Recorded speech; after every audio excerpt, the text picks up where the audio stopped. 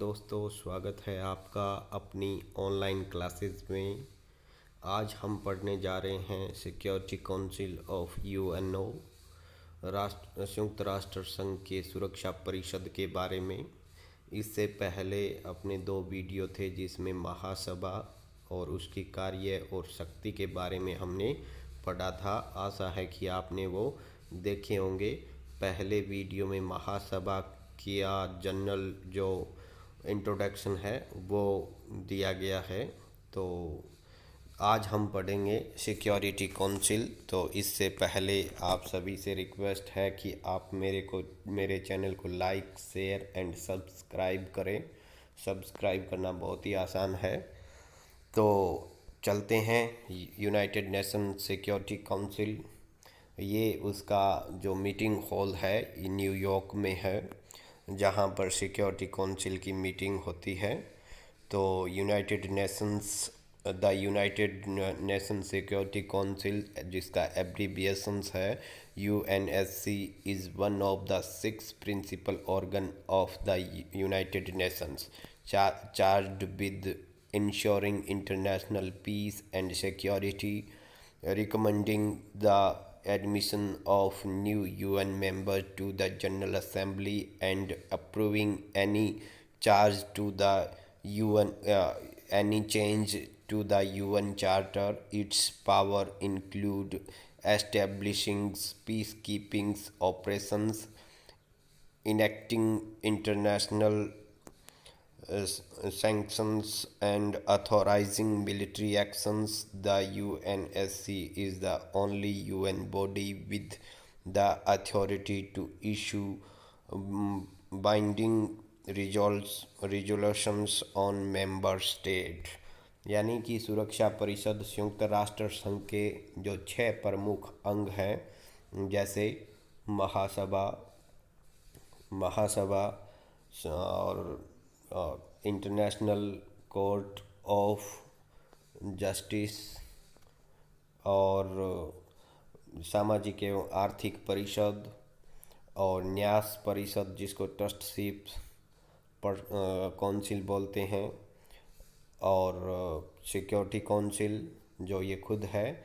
यानी जो 6 प्रमुख हिस्से हैं उसमें से संयुक्त राष्ट्र संघ की सुरक्षा परिषद एक है। इसका मुख्य कार्य दुनिया भर में शांति और सुरक्षा सुनिश्चित करना, और इसके अलावा संयुक्त राष्ट्र संघ में नए सदस्यों को जोड़ना और इसके चार्टर में बदलाव से जुड़े हुए काम भी सुरक्षा परिषद का होता है। और यह परिषद दुनिया भर के देशों में शांति, पीस कीपिंग फोर्स जहां भी भेजना है, यानी कहीं भी किसी भी विश्व के हिस्से में कहीं कोई अशांति है, कहीं युद्ध है या कहीं मानवाधिकारों का उल्लंघन हो रहा है, तो वहाँ पर सिक्योरिटी काउंसिल है वो अपने मिलिट्री एक्शन के लिए पीस कीपिंग फोर्स को भेज सकती है। ये मैं बता दूं कि पीस कीपिंग फोर्स में भारत का बहुत बड़ा योगदान है। यानी भारत है, उसके बहुत सारे फौजी हैं, वो नीले हेलमेट को लगाकर, यानी जो यूएनओ का पीस कीपिंग फोर्स का हेलमेट है वो लगा के जगह जगह बहुत सारे देशों में काम कर रहे हैं। सुरक्षा परिषद रिजोल्यूशन के जरिए उसे लागू करता है, यानी किसी भी एक्शन की ज़रूरत होती है तो ये काम उसका होता है। अब United Nation Security council SC, जिसको शॉर्ट फॉर्म है, सिक्योरिटी काउंसिल में टोटल 15 सदस्य हैं, जिसमें से 10 + 5 हैं वो स्थायी मेंबर हैं और 10 हैं वो अस्थायी मेंबर हैं। ये 2 वर्ष के लिए चुने जाते हैं। 2 वर्ष के लिए अस्थायी मेंबर चुने जाते हैं और ये परमानेंट है। तो परमानेंट कौन कौन से हैं? एक चाइना है, एक फ्रांस है, एक रशिया है, एक यूनाइटेड किंगडम यूके यानी जिसको हम इंग्लैंड बोलते हैं, इंग्लैंड, और United state USA, United state of America जिसको अमेरिका बोला जाता है। चाइना को ये दर्जा बहुत लेट मिला था, क्योंकि इससे पहले जो ताइवान की सरकार थी, ताइवान में उसी को इस यूएनओ का सदस्यता मिली थी। लेकिन भारत के प्रयासों से 1971 के आसपास चाइना को सदस्यता मिली थी। तो ये 5 मेंबर हैं वो स्थायी मेंबर हैं। आगे चलते हैं नॉन परमानेंट मेंबर। तो जो 10 मेंबर होते हैं जिनका 2 वर्ष के लिए चुनाव किया जाता है, तो ये 2 वर्ष पूर्ण होने से पहले 6 महीने पहले इनका चुनाव कर लिया जाता है। इनको विश्व को अलग अलग ग्रुपों में बांटा गया हुआ है, जैसे eastern European group, Asian Pacific group, western European and other groups, African groups, Latin American and Caribbean groups. यानी इस तरह से अलग अलग ग्रुप बनाए हुए हैं, और उन ग्रुप से किसी से 2, किसी से 3, किसी से 4 सदस्य लिए जाते हैं। जैसे एस्टोनिया है वो ईस्टर्न यूरोपियन ग्रुप से लिया गया है। इंडिया है जो एशिया पैसिफिक ग्रुप से लिया गया है। आयरलैंड है वो western European and other group से लिया गया है। केन्या है वो अफ्रीकन ग्रुप से लिया गया है। फिर आगे Mexico, Niger, Norway, Saint Vincent and Grenadines, और ट्यूनीशिया एंड वियतनाम। ये कुछ देश हैं जो 10 देश हैं जो अस्थायी सदस्य हैं। इसमें देखो भारत है। भारत 8वीं बार जो 21-22 के लिए चुना गया है। तो भारत है, तो यहाँ इम्पोर्टेंस हो जाती है। भारत इससे भी पहले 7 बार चुना गया है। तो हाल ही में भारत को 8वीं बार सुरक्षा परिषद का अस्थायी सदस्य चुना गया है। भारत 2021-22 के बीच सुरक्षा परिषद के अस्थायी तौर के रूप में अपनी उपस्थिति दर्ज करवाएगा। यानी एशियन पैसिफिक ग्रुप से भारत को 8वीं बार चुना गया है। तो इससे पहले हम थोड़ा सिक्योरिटी काउंसिल के बारे में और पढ़ते हैं। इसका फॉर्मेशन 24 अक्टूबर 1945 को हुआ था। इसका निर्माण जब यूएनओ बनाने की बात चल रही थी, तो फिर सिक्योरिटी काउंसिल कैसे होगी और इसमें कितने सदस्य होंगे, इसके बारे में डिसीजन 24 अक्टूबर 1945 को लिया गया था। इस जो धारा चार्टर है यूएनओ का, उसकी जो 23वीं धारा है, 23 जो धारा है, उसमें इसके बारे में विस्तृत से चर्चा की गई है। प्रारंभ में इसके टोटल 11 सदस्य थे, जैसे 5 स्थायी थे और 6 अस्थायी थे। टोटल 11 थे, लेकिन 18 दिसंबर 1963 को इनकी संख्या 6 से बढ़ाकर 10 कर दी। अब यहाँ 10 हो गई है, तो टोटल अब है 15 सदस्य। अस्थायी सदस्य हैं उनका मैं पहले ही बता चुका हूँ, 2 वर्ष के लिए चुने जाते हैं। धारा 28 में इसके अधिवेशन के बारे में बताया गया है, जो 14 दिन में एक बार यानी 1 मंथ में 2 बार होता है। 14 दिनों के अंतराल में होता है, 14 दिन से ज़्यादा नहीं होना चाहिए। यह आम तौर पे न्यूयॉर्क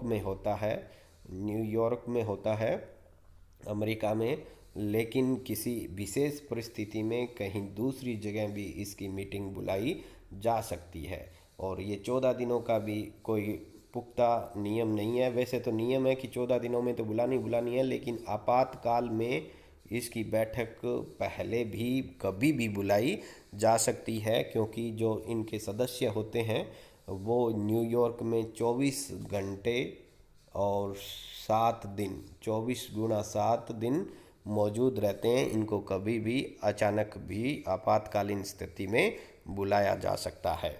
तो सिक्योरिटी काउंसिल का सभापति यानी चेयरपर्सन, तो इसके बारे में धारा 30 में सभापति का चुनाव कैसे होगा कुछ भी नहीं लिखा गया है। ये वहाँ कुछ भी नहीं बोला गया है। और ये किस तरीके से चुना जाएगा, ये सुरक्षा जो परिषद है उस पर ही छोड़ दिया गया है, और वो अपनी मर्जी से इसका चुनाव करते हैं। और एक परंपरा पड़ गई है कि अंग्रेजी वर्णमाला के पहले अक्षर के आधार पर जैसे इसका चुनाव किया जाता है। जैसे हम सिक्योरिटी काउंसिल के परमानेंट मेंबर कर लेते हैं, तो पहले चाइना मान लो, पहले चीन, फिर फ्रांस, फिर रशिया और फिर यूनाइटेड किंगडम और फिर यूनाइटेड स्टेट। यानी यदि इनमें सभापति चुनना हो तो पहले और चीन का होगा, फिर अगले महीने फ्रांस का होगा, फिर अगले महीने रशिया का होगा, फिर यूनाइटेड किंगडम का होगा, फिर यूनाइटेड स्टेट ऑफ अमेरिका का होगा। फिर यदि हम मान ले अब भारत इसमें अस्थायी सदस्य है तो फिर इसमें भारत है, तो भारत इंडिया से होता है। इंडिया एफ के बाद में आई, यहाँ तीसरे नंबर पर आएगा इंडिया। और इसी तरह हम यदि नॉर्वे के देखें तो नॉर्वे भी यहाँ भारत के बाद में फिर नॉर्वे होगा, नाइजर होगा और ये सारे यानी और इस्टोनिया, तो वो ई सी के बाद में ई आ जाएगा। यानी कि जो उनके नाम का जो पहला अक्षर है उसके अकॉर्डिंग इनके सभापति को एक महीने के लिए चुना जाता है, अगले महीने फिर कोई दूसरा होता है। और इसका जो चार्टर की धारा है वहाँ कुछ नहीं लिखा है, तो कोई पूछे तो उसका बोल दो कि उस चार्टर की धारा में कुछ नहीं है लेकिन एक परंपरा है। तो अब ट्रम्स कार्यकाल, ट्रम कितना रहेगा? ट्रम है वो आर्टिकल 23, आर्टिकल चार्टर की जो धारा है उसमें सुरक्षा परिषद के अस्थायी सदस्य यानी जो स्थायी सदस्य हैं, स्थायी हैं, वो तो हमेशा ही रहेंगे, उनके तो कोई कार्यकाल का कुछ प्रॉब्लम है ही नहीं। लेकिन जो अस्थायी सदस्य हैं वो 2 वर्ष के लिए, और कैसे चुने जाएंगे? महासभा के 2/3 बहुमत से चुने जाएंगे। कोई भी सदस्य लगातार दूसरे कार्यकाल के लिए नहीं चुना जाएगा। यानी ये नहीं कि भारत अब की बार चुन लिया गया तो अगली बार भी चुन लिया जाएगा, ऐसा नहीं, साधारणतः ऐसा नहीं होता है। लेकिन कई बार यदि महासभा 2/3 बहुमत से ऐसा प्रस्ताव पास कर भी दे तो इसको चुना जा सकता है, लेकिन आज तक ऐसा हुआ नहीं है। भारत सुरक्षा परिषद के कई बार अस्थायी यानी कई क्या 7 बार और प्लस अब की बार तो टोटल 8 बार सदस्य रह चुका है। तो ये था इसके कार्यकाल के बारे में। अब मतदान व्यवस्था यानी वहाँ पर मतदान कैसे होता है, निर्णय कैसे लिए जाते हैं, तो आर्टिकल 27 में इसके निर्णय के बारे में बताया गया है। तो जो सुरक्षा परिषद के प्रत्येक सदस्य को एक वोट का देने का अधिकार होता है, यानी 15 है तो सभी एक एक 15 वोट डालते हैं, यानी सभी को 15 वोट डालने का अधिकार, यानी हर को एक, और टोटल 15 वोट होते हैं। और तो कार्य विधि से संबंधित कोई मामला होगा, यानी कोई कार्य विधि से मामला होगा तो निर्णय है वो 15 में से 9 सदस्यों की स्वीकृति यानी बहुमत से लिया जाएगा। 15 में से 9 की स्वीकृति होनी चाहिए, और ये 9 है वो स्थायी और अस्थायी कोई भी हो सकते हैं। यानी ये 5+4 वाली बात नहीं है, यहाँ बात है कोई भी, टोटल 9, यहाँ टोटल 9 है। यानी टोटल 9 का मतलब कार्य विधि संबंधी मामला होगा उसमें टोटल 9 सदस्यों की स्वीकृति।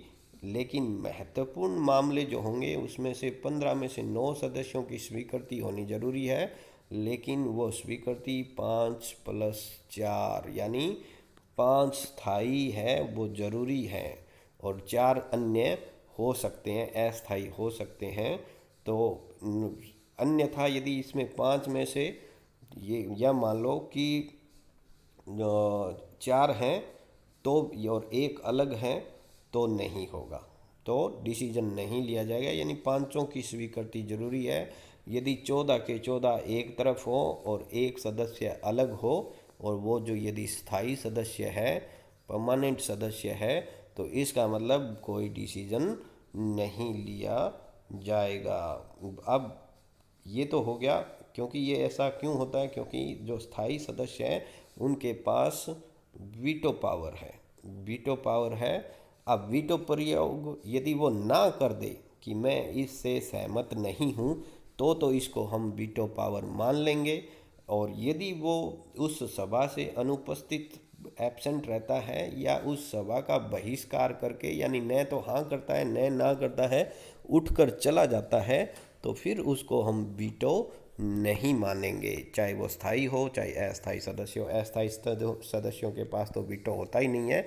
यदि कोई स्थायी सदस्य ना करेगा तो ही वीटो पावर मानी जाएगी। अब मतदान की प्रक्रिया दोबारा हम देख लेते हैं। साधारण विषय और महत्वपूर्ण विषय, एक इसमें दो भागों में बांटा गया है।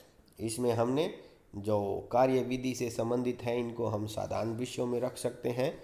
तो वो ही मैं दोबारा समझाने की कोशिश कर रहा हूँ कि इसमें कोई भी 9 सदस्य हो सकते हैं, और इसमें 9 सदस्य यानी 5+4 वाली कंडीशंस होती है। 5+4 वाली यानी 5 जरूरी है। तो 14 सदस्य यदि एक तरफ है और एक सदस्य जो परमानेंट है वो यदि अलग है तो फिर इसे विशेषाधिकार कहा जाएगा और कोई निर्णय नहीं लिए जाएंगे।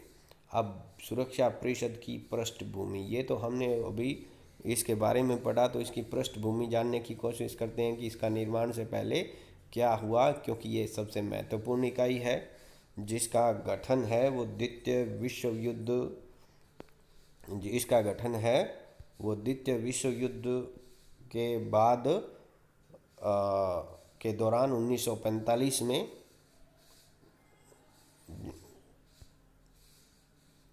इसका 1945 में इसका निर्माण हुआ था। सुरक्षा परिषद के 5 स्थायी सदस्य मैं बता ही चुका हूँ। मूल रूप से सुरक्षा परिषद के 11 थे, जो यहाँ ये गलत डेटा हुआ है 1963 में 15 कर दिए। गौरतलब है कि स्थायी सदस्यों के अलावा 10 अन्य सदस्य 2 वर्ष के लिए अस्थायी सदस्य चुने जाते हैं, और इसके सदस्यों के पास वीटो अधिकार होता है। और इन देशों की सदस्यता पूरे विश्व युद्ध के बाद शक्ति संतुलन को प्रदर्शित करती है। तो क्या है अस्थायी सदस्यता? अस्थायी सदस्यों का चुनाव 2 वर्ष के लिए होता है।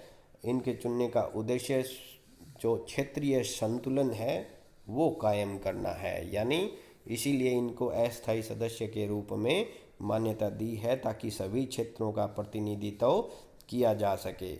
इनमें इनके चुनाव का तरीका क्या होगा? इसमें 5 सदस्य हैं वो एशिया या अफ्रीका देशों से, एशियन अफ्रीको यूनियन से चुना जाएगा। 2 हैं वो दक्षिणी अमेरिका से चुने जाएंगे, 2 5+2, और 1 है वो पूर्वी यूरोप से, और 2 हैं वो पश्चिमी यूरोप से, और या पश्चिमी यूरोप या अन्य क्षेत्र से चुने जाएंगे। तो कितने हुए? 3 2 5 और 5 10, यानी टोटल 10। तो दोबारा देख लें, एशिया और अफ्रीका देशों से कितने चुने जाएंगे? 5। दक्षिणी अमेरिकी देशों से कितने चुने जाएंगे? 2। पूर्वी यूरोप से 1, और 2 पश्चिमी यूरोप या अन्य क्षेत्र से चुने जाएंगे। तो अफ्रीका और एशिया महाद्वीप में जो निर्धारित 5 सीटें हैं उसमें 3 सीटें अफ्रीका के लिए है, यानी 3 सीटें हैं वो अफ्रीका के लिए हैं, और 2 सीट है वो एशिया के लिए निर्धारित की गई है। यानी जो एशिया अफ्रीका ग्रुप है उसमें 5 सीटें हैं, उसमें से 5 को डिवाइड किया गया है 3+2 में, यानी 2 एशिया वालों के लिए है और 3 है वो अफ्रीका वालों के लिए निश्चित की गई है। और इसमें भी आगे देखो कि अफ्रीका और एशिया महाद्वीप दोनों में परस्पर मित्रता के आधार पर अरब देशों के लिए 1 सीट आरक्षित करने का प्रावधान भी है। यानी इनमें 5 में 1 सीट है वो अरब जो कंट्री है, जैसे यूएई हुआ, ईरान, इराक, और ये जो देश हैं, मिस्र है, इनके लिए सुरक्षित रखा गया है। दोनों महाद्वीपों में प्रत्येक 2 वर्ष में क्रमशः एक देश, यानी एक बार ये और एक बार ये अरब देशों के लिए सदस्यता का अनुमोदन करते हैं, यानी एक बार अरब देशों से प्रतिनिधि को भेजा जाता है। चुनाव प्रक्रिया हमने देख ही ली है, दोबारा बताने की कोई आवश्यकता नहीं है। तो जून 2019 में एशिया प्रांत क्षेत्र से एक सदस्य के लिए सर्वसहमति से भारत का अनुमोदन किया गया था। तो ये अनुमोदन में चीन और पाकिस्तान भी भारत के साथ थे 19 में किया गया। इसी वजह से 20-21 के लिए चुनाव किया गया है, 20 से 22 के लिए चुनाव किया गया है। पश्चिमी यूरोप और अन्य क्षेत्रों से 2 सदस्यों के चयन हेतु कनाडा, आयरलैंड और नॉर्वे ने दावेदारी की थी, जिसमें नॉर्वे की दावेदारी और आयरलैंड को चुन लिया गया है। लैटिन अमेरिका और कैरेबियन देशों से मेक्सिको को सर्वसम्मति से अनुमोदित किया गया था। अफ्रीकी महाद्वीप से एक सदस्य का चयन के लिए केन्या और जिबूती ने दावेदारी की थी, जिसमें केन्या को चुना गया है। यदि कोई देश सर्वसम्मति से उम्मीदवार बना है तो उसके लिए समूह के द्वारा पूर्ण समर्थन प्राप्त हो, और तो भी उसे वर्तमान स्तर में उपस्थित और मतदान करने वालों का 2/3 सदस्यों का वोट सुरक्षित करने की आवश्यकता है। यानी कोई सदस्य यदि सर्वसम्मति से बन जाता है तो इसका मतलब ये नहीं कि वोटिंग नहीं होगी, वोटिंग होगी, और उस वोटिंग में 2/3 जो महासभा में उपस्थित और मतदान करने वाले हैं उनका 2/3 वोट लेना आवश्यक होगा। यानी जो 193 के हिसाब से 229 वोट तो मिलने ही चाहिए, तभी उसका चुनाव किया जाएगा, वरना सर्वसम्मति से भी एंट्री नहीं मिलेगी।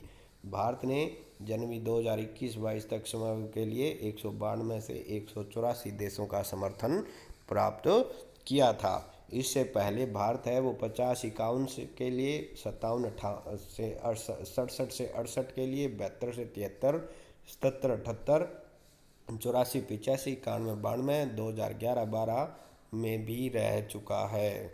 यानी जो पहले 7 बार हैं वो रह चुका, और अब की बार और इसका चयन हो गया है।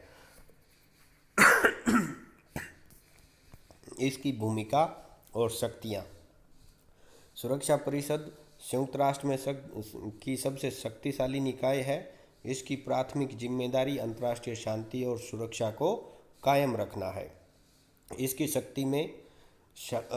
शक्तियों में शांति अभियानों में योगदान, पीस कीपिंग ऑपरेशंस में योगदान, अंतर्राष्ट्रीय प्रतिबंधों को लागू करना, यानी जो अंतर्राष्ट्रीय प्रतिबंध जो लगाए गए हैं, जैसे कई बार जैसे पाकिस्तान में अक्सर जो आतंकवादी देश होते हैं उन पर प्रतिबंध लगा दिए जाते हैं, ईरान पे भी कई बार प्रतिबंध लगते हैं, तो इनको लागू करने के लिए कुछ जो उचित कदम उठाना, सुरक्षा परिषद के प्रस्तावों के माध्यम से सैन्य कार्रवाई भी शामिल है। यानी यदि ऐसा संभव न हो तो सैन्य कार्रवाई भी की जा सकती है।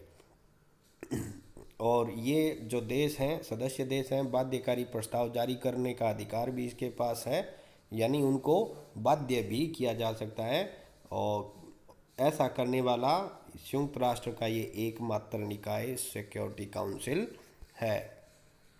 अन्य शक्तियाँ। संयुक्त राष्ट्र चार्टर के तहत सभी सदस्य देश सुरक्षा परिषद के निर्णयों का पालन करने के लिए बाध्यता रहती है, और इसके जो 5 सदस्य उनके पास वीटो पावर है। वीटो का अर्थ निषेधाधिकार होता है, यानी ये काम होगा या नहीं होगा ये उन पे डिपेंड करता है। स्थायी सदस्यों के निर्णय से अगर कोई एक अस्थायी सदस्य सहमत नहीं है तो वीटो पावर का इस्तेमाल करके उस निर्णय को रोका जा सकता है। तो ये इसकी कुछ शक्तियाँ थी। अन्य शक्तियों में जैसे नए सदस्यों की एंट्री के लिए सिफारिश है, वो महासभा सिफारिश करती है, लेकिन अंतिम रूप से अनुमोदन है वो सुरक्षा परिषद के द्वारा ही किया जाता है। और भी बहुत सारी शक्तियां हैं इसके पास, यानी यूएनओ बराबर एससी सिक्योरिटी काउंसिल है, वो यूएनओ बोले तो आप इसको एससी भी समझ सकते हैं, ये इतनी ज़्यादा फेमस हो गई है। यानी विवादों के शांतिपूर्ण समाधान के लिए सिक्योरिटी काउंसिल ही जिम्मेदार होती है, और ये इसके लिए जो भी पंच निर्णय समझौता, मध्यस्थता, न्यायिक समझौता, तो आर्बिट्रेशंस, पूछताछ, नेगोशिएशंस करने का काम भी इसी का होता है। अंतर्राष्ट्रीय शांति एवं सुरक्षा की स्थापना करने की जिम्मेदारी भी इसी के पास होती है।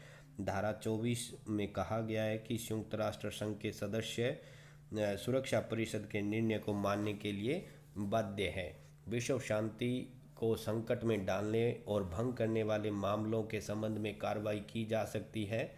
शक्ति का प्रयोग करने और सशक्त शक्ति का प्रयोग करने वाले साधन भी प्रयोग की में लाए जा सकते हैं। चुनाव संबंधी यानी चुनाव नए सदस्यों का चुनाव हो या फिर अस्थायी सदस्यों का चुनाव हो, उनका जब फाइनली अनुमोदन है वो ही सुरक्षा परिषद के द्वारा ही किया जाता है। इसी तरह अंतर्राष्ट्रीय न्यायालय के न्यायाधीशों का चुनाव करने के लिए भी सुरक्षा परिषद की सिफारिश, महासभा द्वारा सुरक्षा परिषद की सिफारिश पर ही इनका चुनाव किया जाता है। सुपरवाइजरी फंक्शंस यानी बहुत सारे देखभाल करने के काम या करने की जिम्मेदारी भी इसके ऊपर है, चाहे वो राजनीतिक, आर्थिक, सामाजिक, शैक्षणिक उन्नति की दृष्टि से इम्पोर्टेंट हैं, तो उनके लिए ये सुपरवाइजरी बॉडी के रूप में भी काम करती है। सदस्यता यानी नए सदस्यों को प्रवेश देना, सदस्य है उनका निलंबन करना और उसको निष्कासित करना, तो ये काम भी सुरक्षा परिषद की सिफारिश से ही महासभा के द्वारा किए जाते हैं। चार्टर में संशोधन करना, यानी कि चार्टर में संशोधन करना है तो ये भी सिक्योरिटी, इसमें भी सिक्योरिटी काउंसिल है वो काफ़ी महत्वपूर्ण होती है।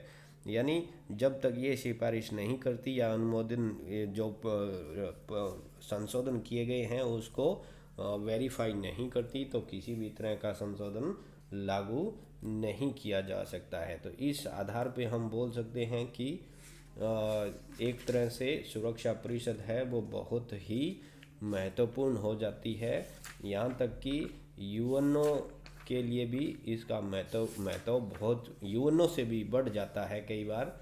यानी कि सुरक्षा परिषद की सिफारिश के बगैर यूएनओ कुछ नहीं कर सकता। इसके लिए पामर एंड पार्किंस ने संयुक्त राष्ट्र संघ की इसको कुंजी कहा है। नॉर्मन बेटविच ने सुरक्षा परिषद इसकी कार्यकारिणी है तथा इसमें सरकार के बीज विद्यमान है। गुड स्पीच ने इसके लिए अधिकांश लोगों के लिए सुरक्षा परिषद ही संयुक्त राष्ट्र संघ है ऐसा कहा है। ये कोटेशन इसकी महत्व को बताती है। डम्बार्ट ऑक्स सम्मेलन की सिफारिश पर ब्रिटिश सरकारी विज्ञप्ति में कहा गया था कि सुरक्षा परिषद को जो शक्तियां प्रदान की गई है वे उन शक्तियों की अपेक्षा बहुत अधिक थी जो पहले कभी किसी अंतर्राष्ट्रीय संस्था को नहीं सौंपी गई है। यानी आज तक ऐसी शक्तियां किसी भी अंतर्राष्ट्रीय शक्ति संस्था को नहीं सौंपी है जितनी कि सिक्योरिटी काउंसिल को सौंपी गई है। इसी वजह से डेविड शूमैन है वो विश्व का पुलिस मैन इसको कहते हैं। पामर एंड पार्किंस एक बार और कहते हैं कि किसी भी बात में ने संयुक्त राष्ट्र संघ में लोक विश्वास को कम करने में उतना योगदान नहीं दिया जितना सुरक्षा परिषद के निषेधाधिकार के बार बार प्रयोग या उसके दुरुपयोग ने दिए। यानी इतनी पावरफुल होने की वजह से और जो वीटो की शक्ति है उसने इसको नुकसान भी पहुंचाया। यानी इसकी क्रेडिबिलिटी पर भी लोग शक करने लगे हैं। तो ये कुछ कोटेशन थी जो इसके योगदान को या इसके महत्व को बताती है। तो आज के क्लास में हमने यूएनओ की सिक्योरिटी काउंसिल के बारे में पढ़ा। तो आप सभी का धन्यवाद। जाने से पहले लाइक, शेयर और सब्सक्राइब करना ना भूलें। थैंक्स।